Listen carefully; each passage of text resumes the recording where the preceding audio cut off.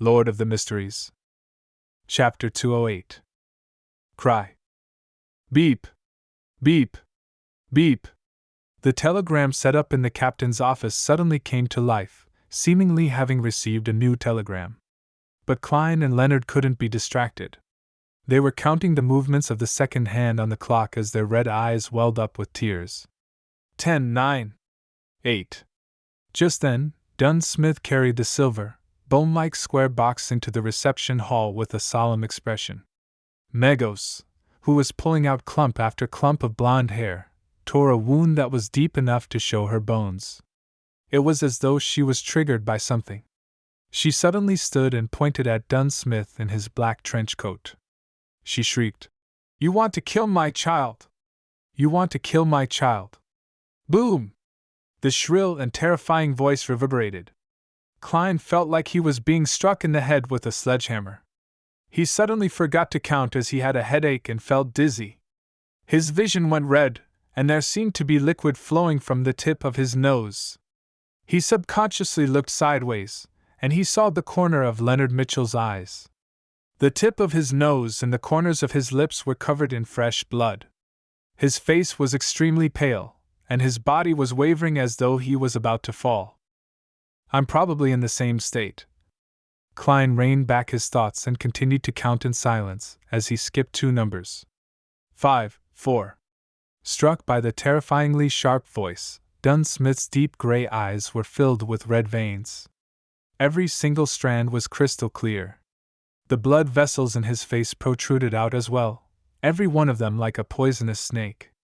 There was also a gurgle as red liquid flowed out of his ears as well.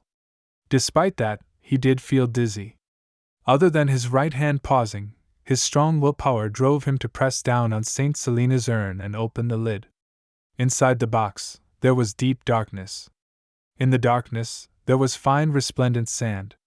The scene was magically beautiful, just like the cosmos being stored in a box. The surroundings suddenly became dark, and the darkness engulfed the entire reception hall. In the air, there were countless black, cold, and smooth threads floating. They surged towards Megos and entangled her almost instantly. It wasn't like a spider web, but more like the tentacles of some unknown creature. Megos had already torn out her right eyeball. It hung by a thin cord of flesh underneath her eye socket. She stared at Dunn Smith with hatred as she roared, "You must die!" Bang! Dunn was cast away by a formless force and slammed heavily into the wall opposite. The wall cracked, and bricks were thrown up. He spat a mouthful of fresh blood onto the ground, but both his hands were still tightly holding on to St. Selena's urn. He held onto it for dear life and kept it from falling to the ground. Those countless black, cold, and smooth threads tightened and bound Megos firmly to the spot. No matter how much blight-tainted flames rose up suddenly, or how her skin began to secrete a liquid that smelt like brimstone, either of those defenses dealt any damage to the threads holding onto her. 3, 2, 1. Klein and Leonard dashed out through the partitions simultaneously. One of them was holding on to a warm thin gold slice, and the other had already aimed his 5 fingers with the blood vessel thief wound around his left wrist at Megos. Megos, who no longer looked human, struggled as flesh protruded from both sides of her shoulders. They were a mixture of blood vessels and green veins, round like a child's head. Above the 2 heads, cracks rapidly spread and seemingly turned into a pair of eyes. Megos suddenly noticed danger approaching, and she opened her mouth. The corner of her lips cracked all the way up to her ears. She was going to deal the blaspheme curse to every enemy that attempted to harm her child.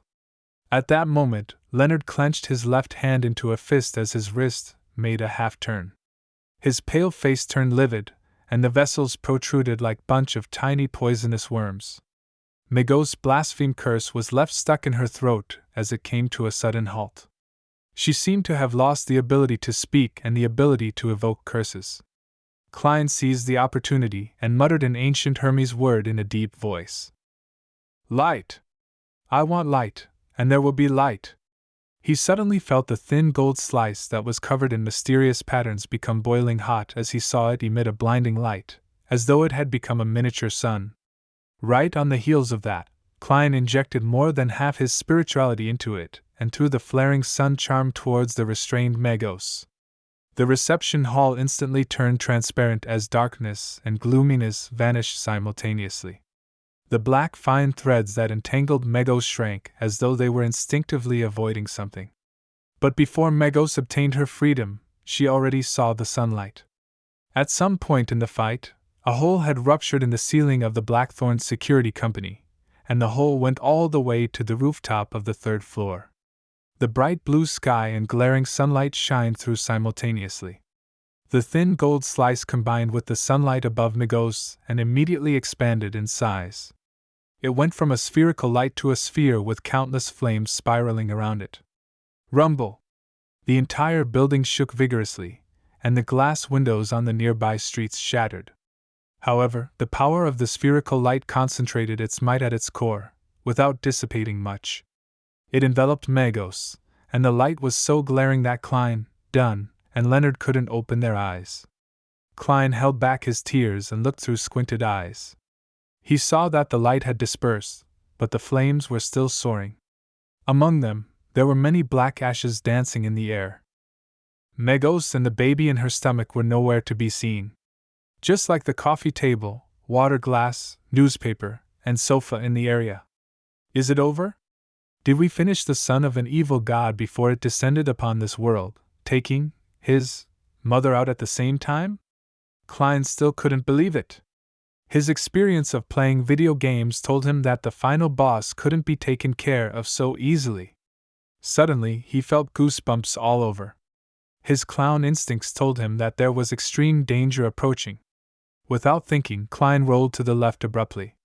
Just then, a long arm with an extremely sharp white bone blade cleaved the spot, seemingly out of nowhere. The monstrosity had an abnormal beauty, and it floated in midair. It was unbelievably fast, and almost impossible to dodge its attacks. Whoosh! Klein's clothing on the right side of his chest was ripped apart, his skin ruptured, and his flesh, along with his bones, was split into two. The wound was so deep that he could almost see one of his lungs.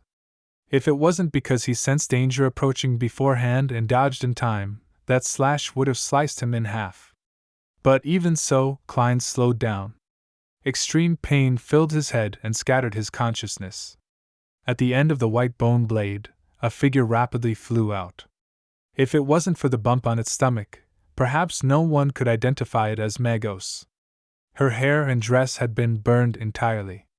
The skin on her face and body was charred black and was peeling off, flake after flake. Her nose had melted, leaving only two small black holes behind. Her eyeballs were nowhere to be seen, and there were faint white flames dancing in the empty sockets. The two heads that had popped up from both sides of Megos' shoulders had been burned away. Her left arm had become the white bone blade that she was holding. It looked demonic yet holy. Creak! As the ground shook, Megos ignored Dunn and Leonard, as well as the black, cold, and smooth fine threads that were hurtling towards her again. She phased over to Klein, who had come to a stop after rolling away. She aimed the white bone blade at Klein's neck and was about to slash down. Suddenly, she heard a voice that contained a rich, blasphemous tone. Submit! Leonard lifted his left hand and aimed his palm at Megos. The sealed artifact 2-105 wrapped around his wrist had turned from a thick, pale, blood-tainted blood vessel into a crimson intestine that had expanded to the point that it looked ready to explode. With the aid of the blood vessel thief, Leonard had successfully stolen Megos' blaspheme curse and was attempting to use her power to seize control of her. Only an ability at her level was effective. Under the influence of the blaspheme curse, Megos bent her waist, and her knees were constantly trembling. Her motions came to a halt as the surrounding black threads surrounded her as though they had found a delicious prey. Klein also took the opportunity to roll in the opposite direction, leaving a trail of fresh crimson blood behind him. However, he got some reprieve from his extreme pain and reached his hand into his pocket. He took out the last flaring sun charm. He took the opportunity when Megos was stationary to finish her off, once and for all. If she were to hold out until the baby was born, the outcome would be beyond their imagination. Boom! Megost's head exploded on its own. Her charred skin and flesh flew in all directions. But her headless body seized the opportunity to shake off the effect of the blaspheme curse. Boom! Megost's charred body transformed into a projectile that shot towards Leonard. Since the blaspheme curse had been forcefully disrupted, Leonard was temporarily frozen on the spot. At that moment, Dunsmith was still holding on to St. Selena's urn tightly. His face was abnormally pale, and the black, cold threads that were created was still short of surrounding Megos. Creak! Megos slammed into Leonard, throwing him to the wall. The wall collapsed from the impact. Leonard's bones cracked, and there was blood spewing out from his mouth incessantly. Without even having the urge to struggle, he fainted instantly. Megos raised her white bone blade, but the countless black threads that emanated from St. Selena's urn enveloped her again, and was about to bind her to the ground. Without the luxury of time to mind his injuries, Klein quickly took out the thin charm. Just as he was going to recite the ancient Hermes incantation, something suddenly sounded in the deep, dark, yet quiet room. Wah! It was the cry of a baby.